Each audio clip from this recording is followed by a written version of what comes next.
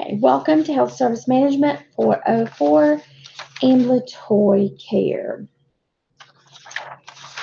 Give me just one moment to get down to our PowerPoint.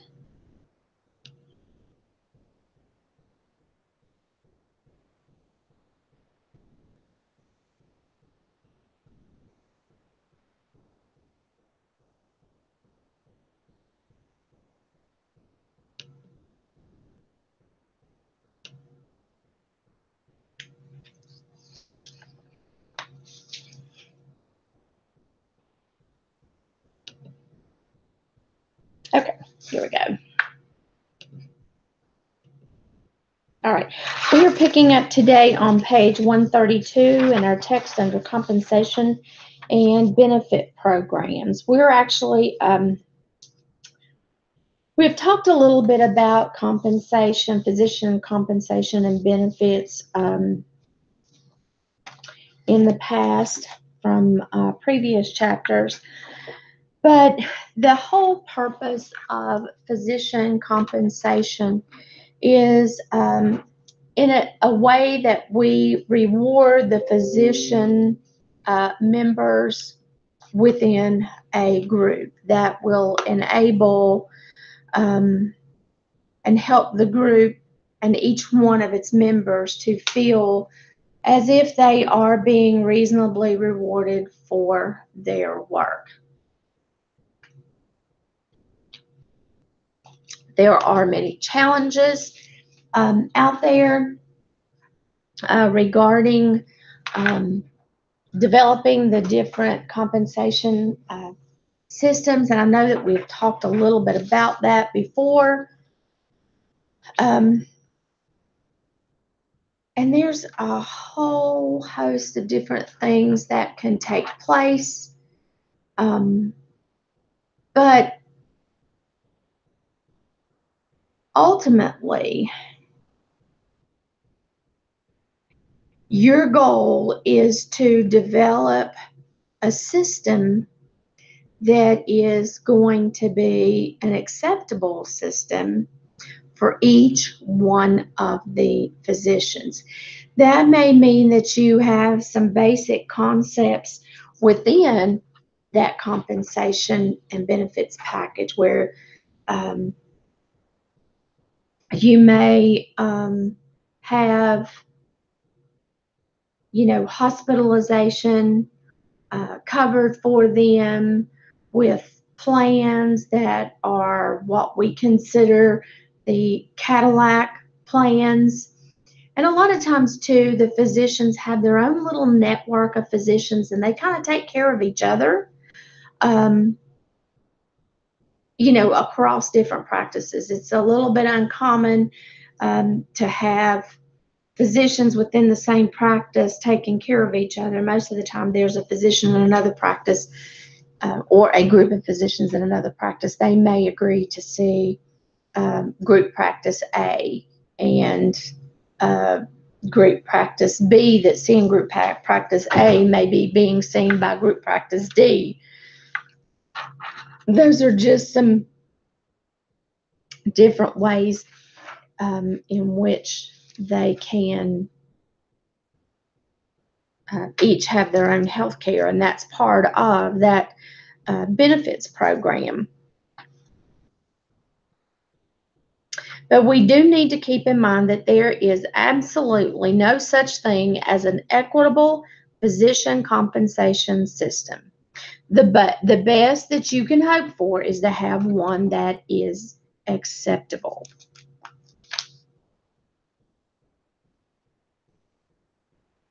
The big thing to keep in mind is that the wisdom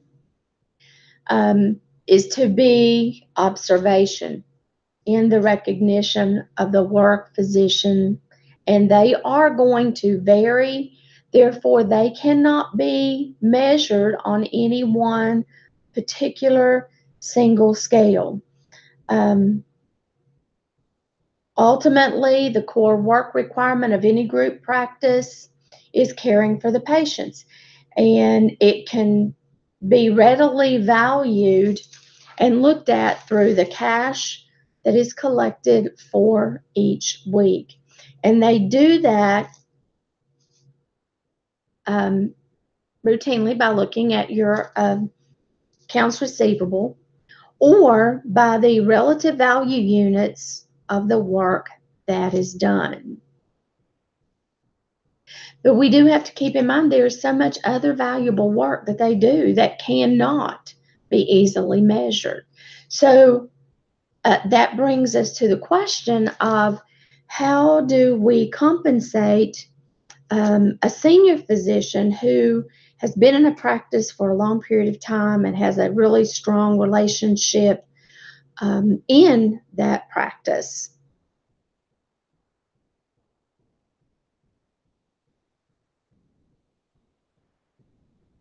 And they may very well be the very reason that new patients are even coming into that practice.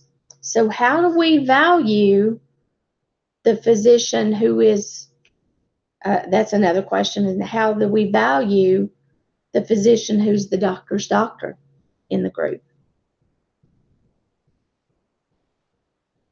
The challenge, again, as I have said previously, is to develop a compensation system and define ways that will appropriately reward individuals for the varied work.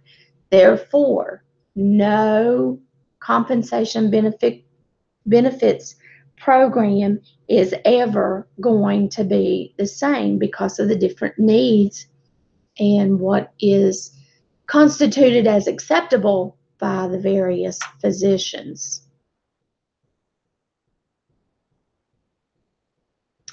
We also need to keep in mind that part of the fairness that you're going to be assessing is also compiled and gathered through external sources, such as surveys, annual publications, as those provided information is going to actually show the relationship between compensation and productivity. For most of your specialists, and especially your single and multi specialty groups, and these are broken down by regions, and sometimes it's broken down nationally.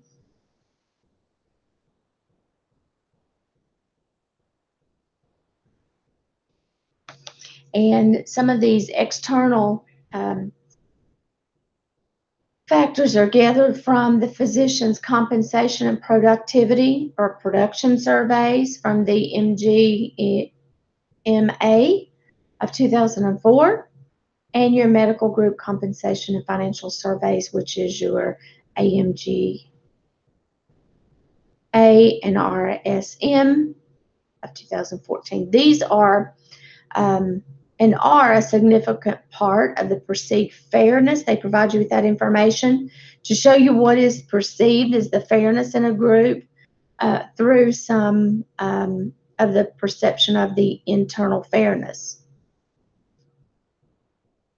Now, some groups are going to have compensation systems that might be stable over a period of years. And a lot of this just depends upon the individual groups.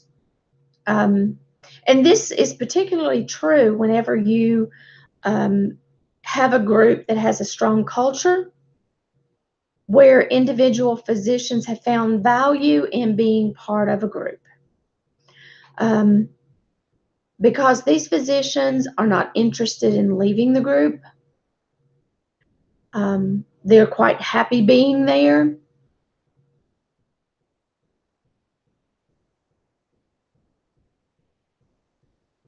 And a lot of times they don't pay attention to what's going on in these other groups because they are content. They're not interested they may not be interested in changing. They don't want to change a system until there is a majority of the people within their group that wants to see a change as a result of a significant problem. Because otherwise, they see it as an effort that is not worth what's going on. However, then there are some groups that can have many different systems. They may decide the system we had last year doesn't work, so let's just change and have a different system this year. And this happens a lot when the individual compensation is seen as the primary value of being a member of that group. As the individuals may choose to seek change in that compensation system, and if that does not occur, they may choose to actually leave the group.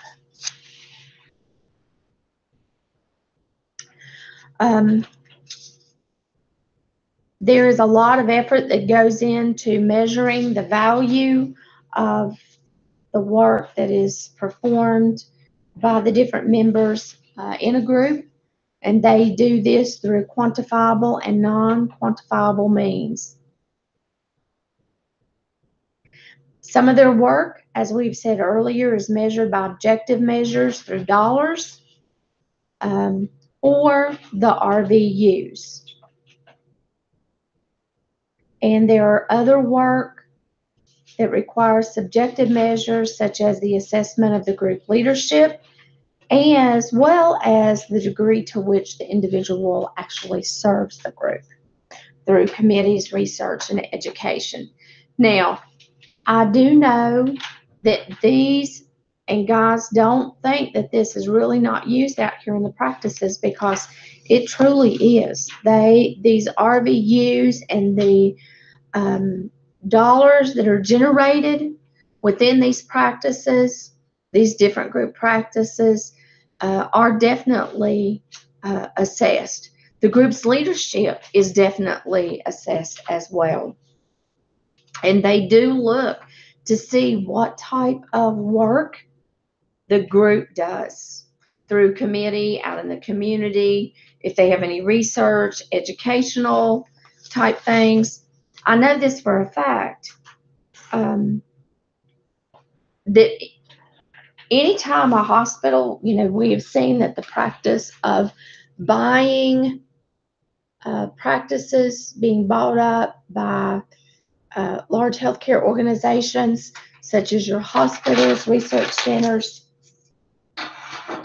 they are, when they go in and they are evaluating as to whether this group practice is going to be a good investment, they are in there using the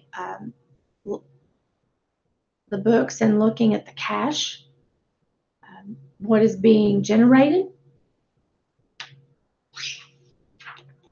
and they are using the RVUs to also determine the viability of that organization.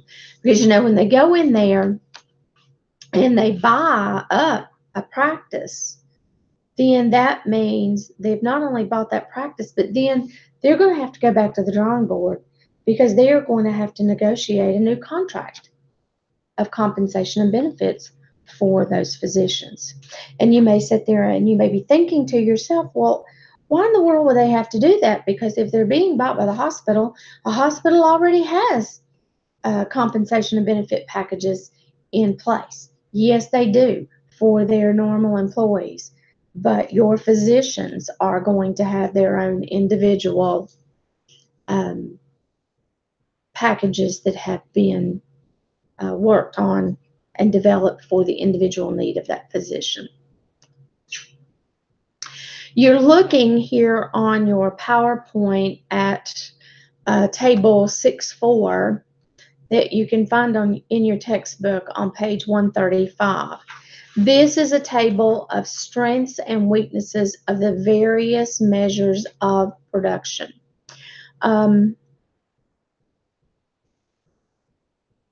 Because as I told you, the physicians groups deal with quantifiable and non-quantifiable data.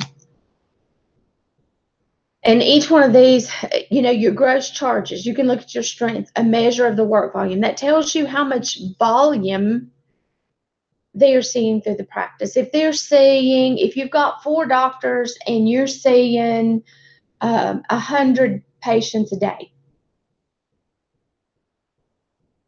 you can definitely say they are bringing in some money, because that's a lot of gross charges if they're seeing 100 patients a day. Yet, on the flip side of that, this can give you the illusion that they're making a lot of money, because when you're looking at those gross charges, but yet when you look at that negotiated price that they have with not between the physician and the payers, your insurance companies, it really may not be generating what you think.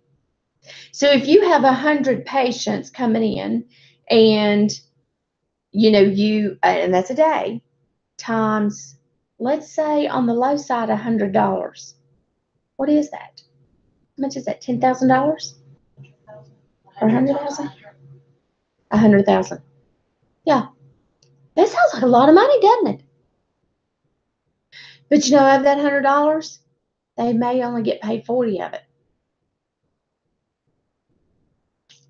That may be their negotiated reimbursement rate. They can bill for that $100, but they have a contractual write-off of 60%. So they may only get 40% of it. So then that number is drastically reduced down to about $40,000. Then you've got to think, okay, what does it cost me? What do I have in expenditures for that day? You've got all your staff, the benefits, you've got electrical overhead, you've got your supplies. So you may really, even though you've got $40,000 that are be coming in that day between the 4 providers, let's say that each one of the providers let's say they're already seasoned and they get 5% of the collected revenue for that day. So that's $40,000. And each one of them's got 5% of $40,000 is what? Is it $2,000? I think so. Okay, $2,000 over between 4, that's $8,000 just that's going to go out to the physicians. So now you're down to $3,200 or $32,000, and you've got salaries for everybody to pay. So you might, and all of your overhead, you might come out with maybe $20,000, $25,000 for the day. Now that sounds like a lot, but you still got to pay your taxes.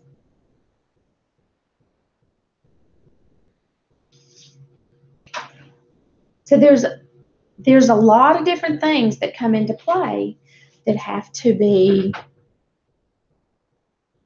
thought about as you are setting all of this up and measuring what is considered quantifiable work.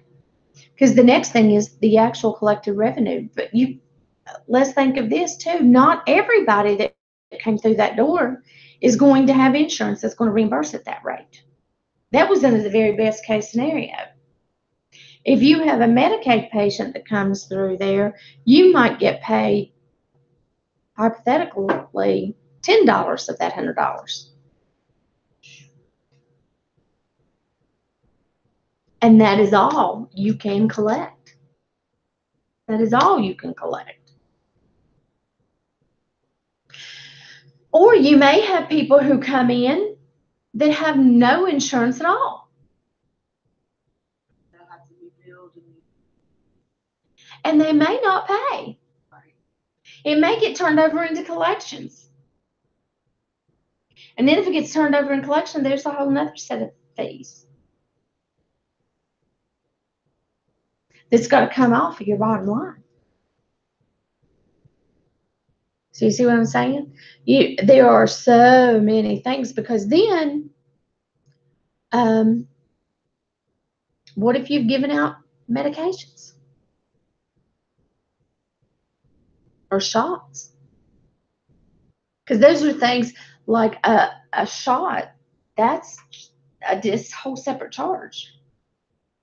It's not included in that visit. That's one of those things that you can add on. So you got to think about that. And then we think about the RVUs, like I said. These are, oh, I'm sorry, let me get that screen up for you. You should have said something. I was looking around. I didn't see you doing that, and I was like, Well, because I came in a few minutes late, I was thinking, well, maybe she decided not to show it today or something. Well, if I'm in here by myself, a lot of times I won't turn the screen on. And I just, there you go. It's going to come up so you can see it. Your RVUs is a way that you measure the work volume that is independent of the variation of the pay or reimbursement level. And these are not cash. That's this is the weakness part of it. Your RVU is not cash. And these are rewards on the basis of the RVUs. And these, basically what they're saying is these benefits are designed based upon the expected RVUs, but sometimes that's not always what happens. And a lot of times, sometimes the practices don't measure the RVUs. And I think you see a lot of that with just these independent, or I won't say independent, but single physicians when they first open their practice, or maybe if you just have two. But really, that is almost gone by the wayside because we don't see much of that today. It is rare to see a physician office with one or two physicians. And that is a big downfall if they don't use that, because then they can't really project their cost and their revenue.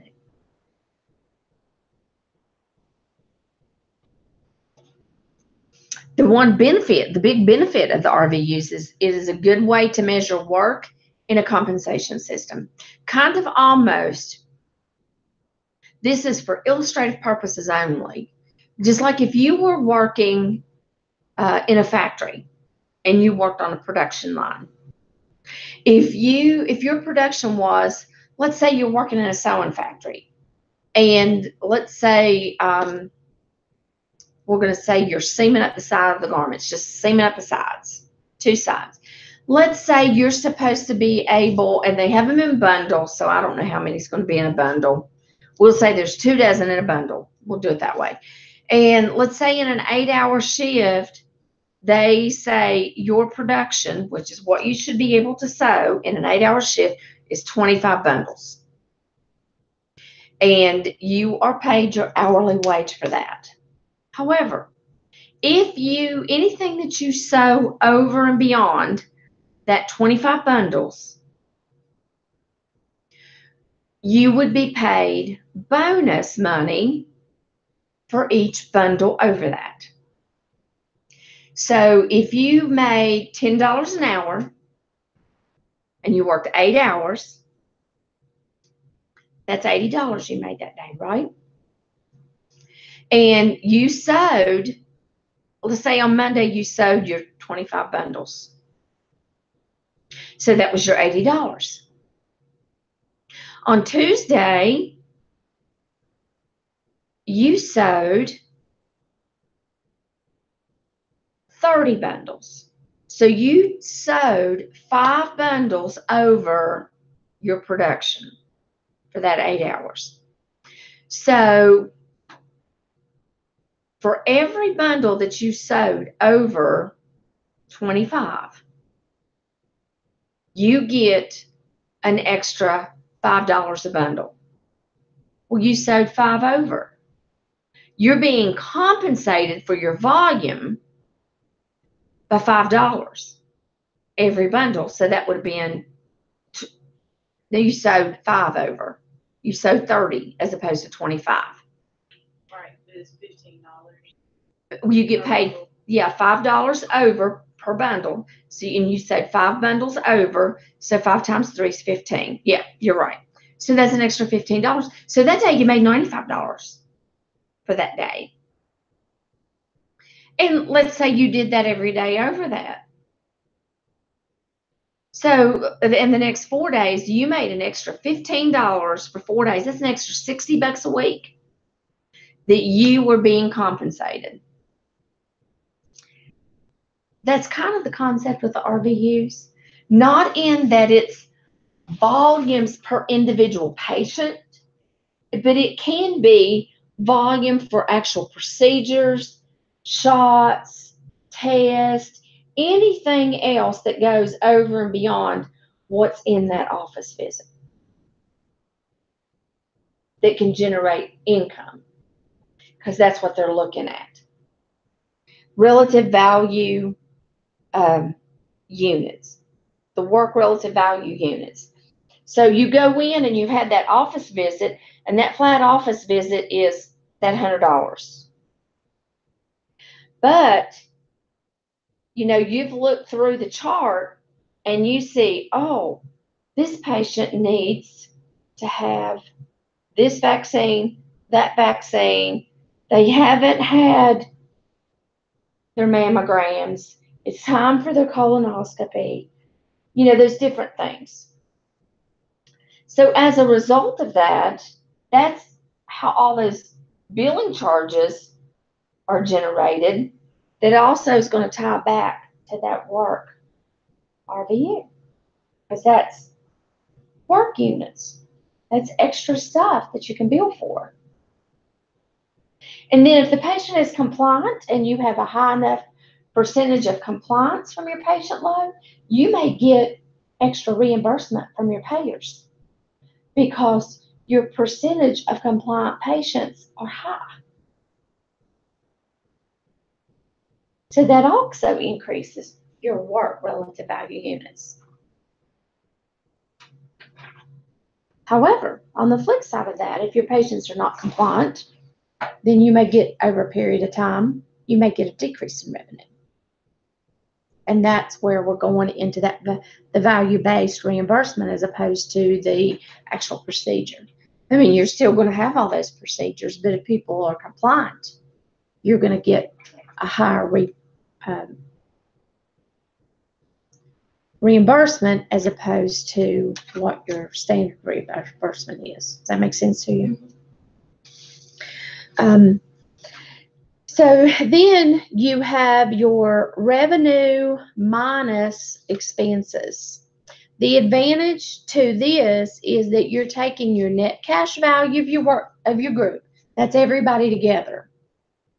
And then you provide incentives for the physicians that are paid on that net cash value,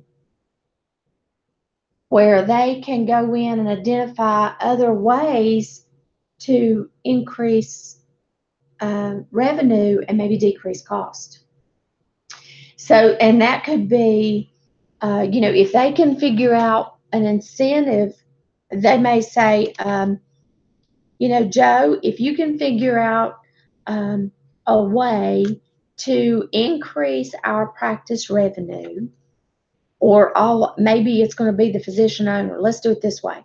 We'll say Joe's the physician, physician group owner, and he's brought in 4 other physicians, and he's going to them and telling them in a meeting, if you can identify ways that we can increase our revenue here as a practice and ways that we can decrease the cost, because then that's a win-win situation. Because if you figure out a way to increase revenue, one, that's an increase in money that's going to be in that net cash value. And if you're able to decrease costs, that means less money's going out for overhead or expenditures. So that's going to be extra money. Yeah, yeah. But then he may say, if you can accomplish both of this, I'll give you 2%, a 2% of, what we collect over a 6-month period.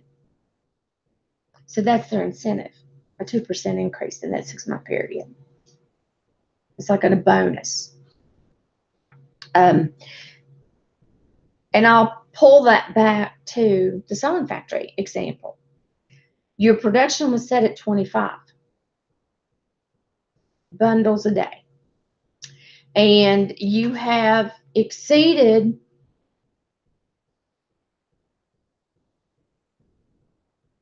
you've gotten now to where you can exceed 30 bundles a day. So now I might be doing 31, 32. Well, they may dangle a little incentive out there and say, hey, if you can get up to 35 bundles a day, you'll get paid an extra $5 on the hour. Okay, so let's say, 10 bundles, that would be 10 bundles over a day, and we were getting paid $5 per bundle, right? So that's an extra $50 a day. Help me do the math here. It may not come out right. I may have to adjust my numbers. 10 bundles a day. And so that would be $5. it'd be $50. Okay. $50. So if $5. 8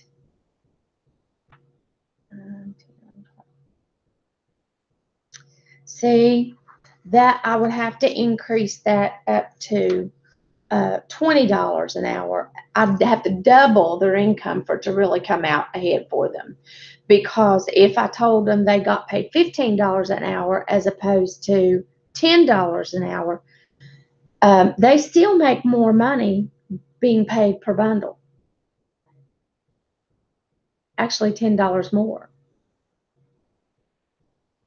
And so I will, if I double it and make it $20 an hour, that's like $80 extra a day.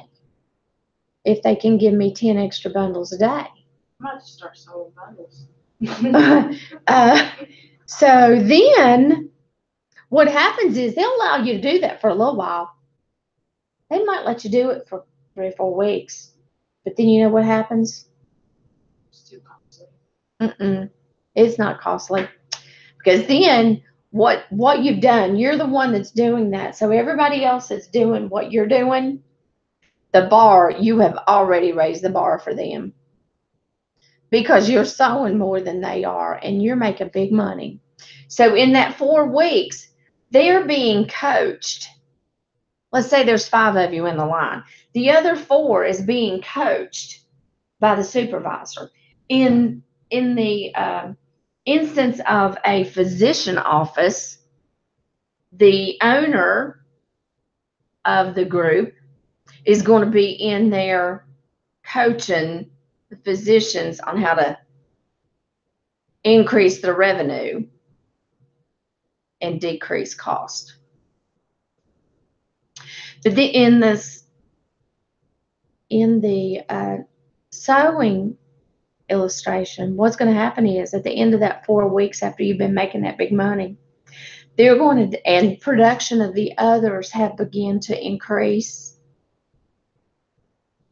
They've also been monitoring the amount of what we would call repairs that had to come back to be fixed. Because every time they have to come back, that cuts into your productivity. Because that takes time away from having to sew something else. And if you've really blotched it up, it's a lost garment. So they've been monitoring that. But what they've decided now, they're going to come back and do what's called a time study. And they're going to time you to see how long it takes you to sew a garment. And really what they're going to do, they're going to increase production to you. And they're going to do a bundle or two over what you can produce. And that's going to knock you back down to $10 an hour. Because then you're not going to be able to meet production. And that's what they do. In the physician practice, the goal is not to go backwards, though. They don't go in there and set that, production at a specific number.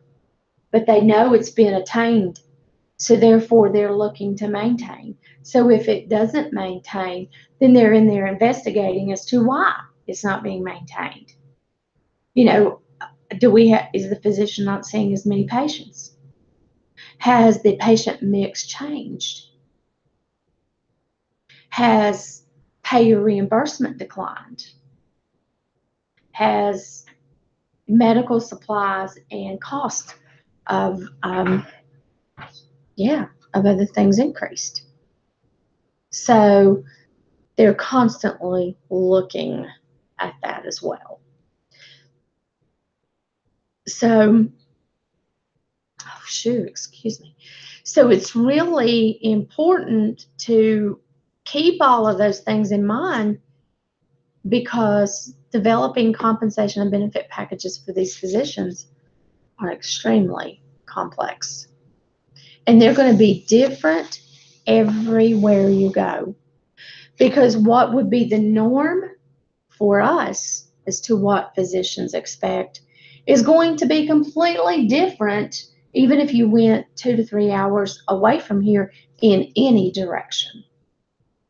Their desires are going to be completely different.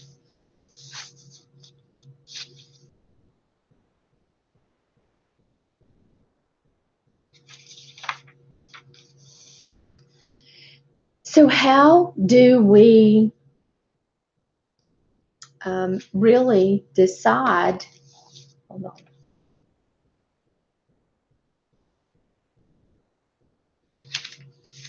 What's important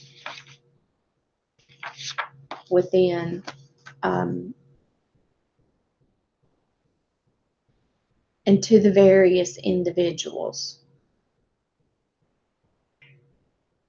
Is it that people want to make sure that everybody does their share? Is it important to you? If someone was developing a compensation package for you, would it be important to you that everybody's doing the same amount of work? Would it be important to you if you were getting paid more if you did more work? Would it matter to you as much? It really depends on what it is. Okay, can you elaborate a little bit further?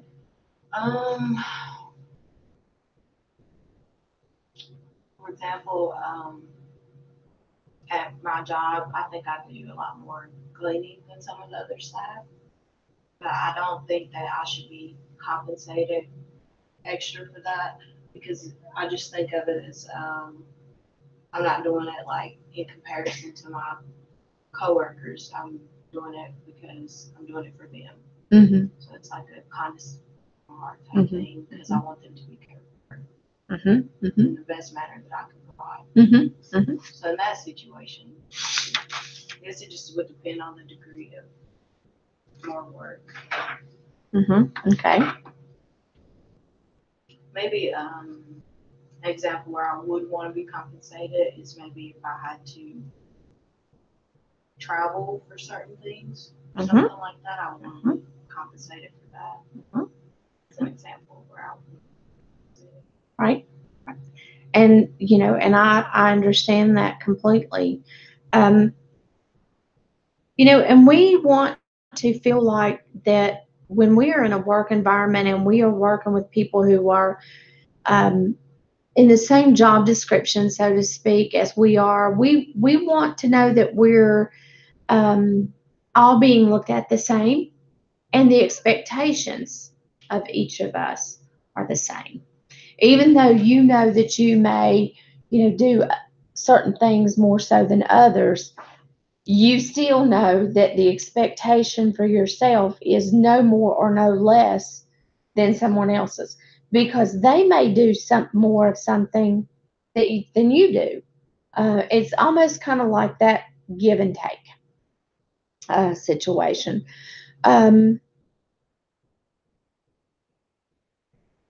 so, do you all ever do surveys of each other to survey how each of you are viewing other employees?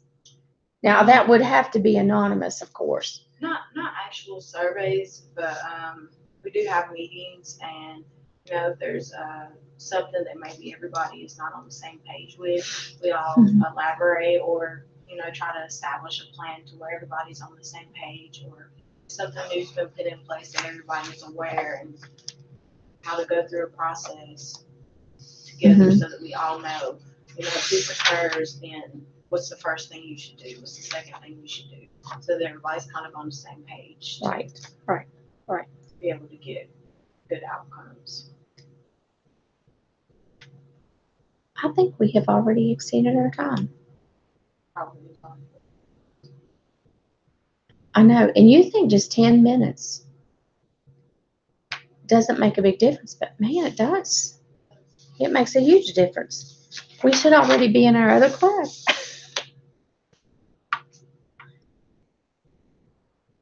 All right, ladies and gentlemen, we will pick up.